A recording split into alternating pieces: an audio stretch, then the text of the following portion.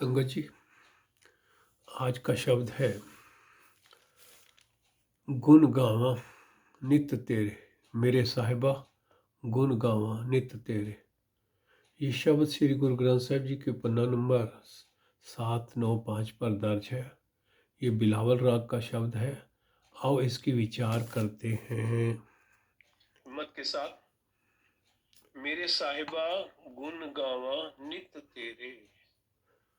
हे मेरे परमपिता परमात्मा, हे मेरे मालिक, मैं हमेशा तेरे महिमा के गुण गाता रहूं।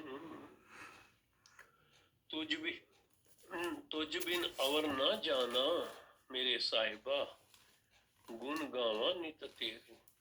हे परमपिता परमात्मा, मैं तेरे बिना और किसी को नहीं जानता जो तेरे जैसा है, क्योंकि इस संसार में, इस सृष्टि में एक तुम अपने आप में विलक्षण हो। आपके जैसा और कोई नहीं है।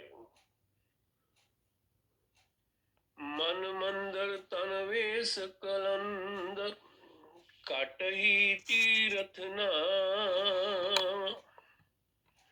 हे प्रभु, हे मेरे मालिक, हे मेरे परम पिता परमात्मा, मैंने अपने मन को ही तेरे रहने का मंदिर बना लिया है। मन मंदिर, अपने तेरे रहने के लिए अपने मन को ही मंदिर बना लिया है।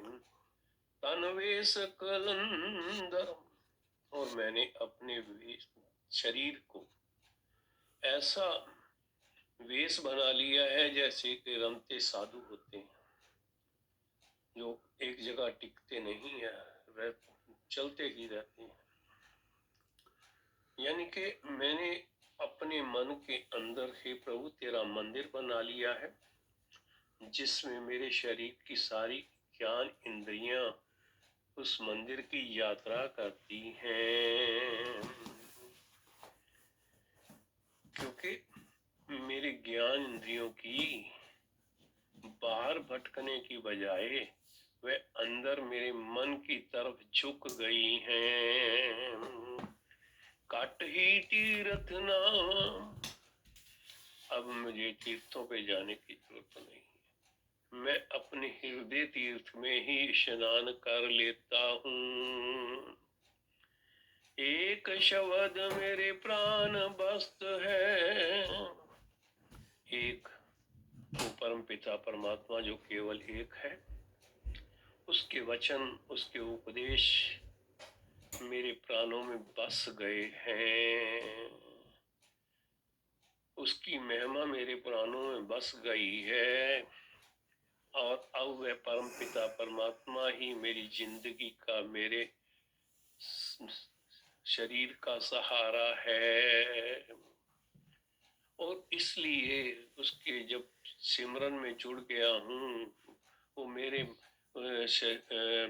मन में बस गया है, तो अब मुझे यकीन हो गया है, अब मुझे आस लग गई है कि बहुड़ जन्म न आवा। बहुड़ का मतलब है बार बार, कि अब मैं बार बार जन्मों में नहीं आऊंगा। मन बेदिया दयाल से ती मेरी माई। बेदिया का मतलब है भेदना। हे परमपिता परमात्मा, हे दयालु प्रीतम, मैंने अपने मन को तेरे चरणों में भेद दिया है, यानी कि चरणों में एक में कर दिया है, तेरी शरण में आ गया हूँ। मेरी माई, हे माँ, हे मेरी माँ, मैंने उस प्रभु जो दया का घर है, दयाल है, उसके चरणों में अपने आप को झुका दिया है। कौन जाने पीर पराई,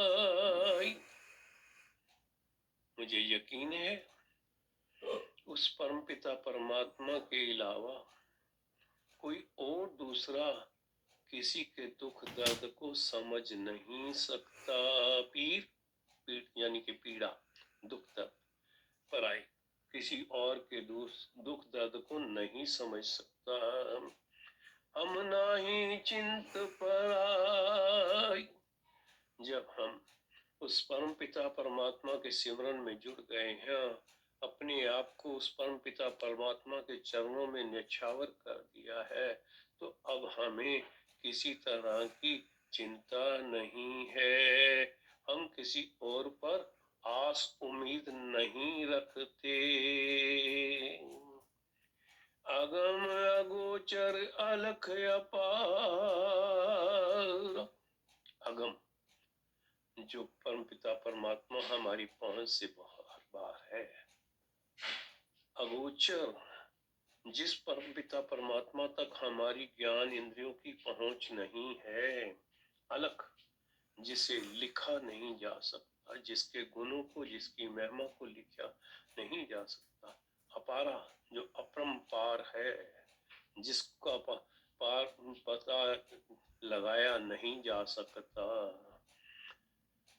वह परमपिता परमात्मा जो अदृश्य है, बेअंत है, अगोचर है, अगम्य है।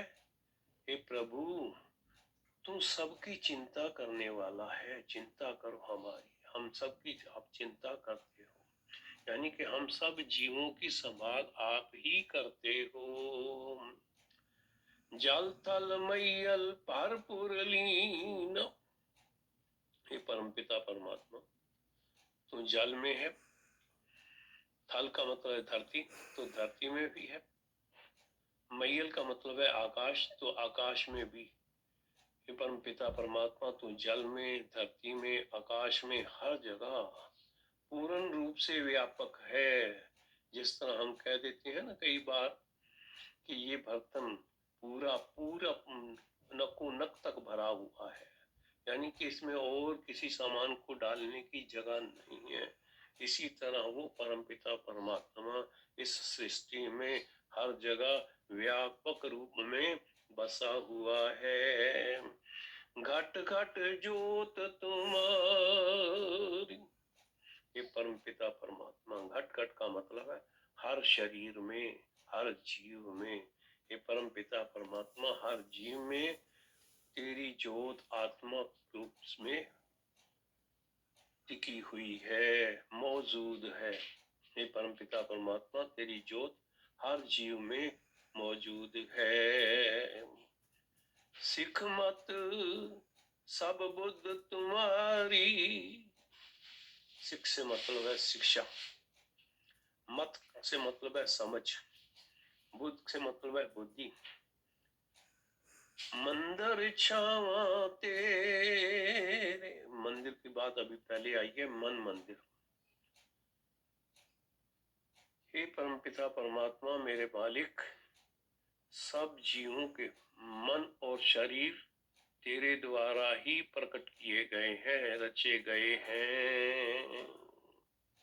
इसलिए सब जीवों को शिक्षा, बुद्धि, समझ तुम आप ही देते हो। तुझ बिन अवर न जाना मेरे साहिबा। हे मेरे परम पिता परमात्मा, मैं आपके बिना और किसी को नहीं जानता जो आप जैसा है, क्योंकि आपके अलावा आप जैसा कोई और इस सृष्टि में है ही नहीं। गुण गावा नित तेरे। इसलिए मैं हर वक्त, हर समय आपके गुणों की महिमा गाता रहता हूँ। जी जंत सब शरण तुम्हारी, सर्व चिंत तुझ पास। हे परमपिता परमात्मा, हे प्रभु, सारे जीव जंत सब तेरी शरण में हैं, तेरे ही आश्रय हैं। तू सबका प्रतिपालक है। सर्व चिंता तुझ पास है। तू सबका प्रतिपालक है, सबकी चिंता करने वाला है, सबको संभालने वाला है। जो तुझ पावे सोई चंगा, एक नानक की अरदास। हे परमपिता परमात्मा, रहे।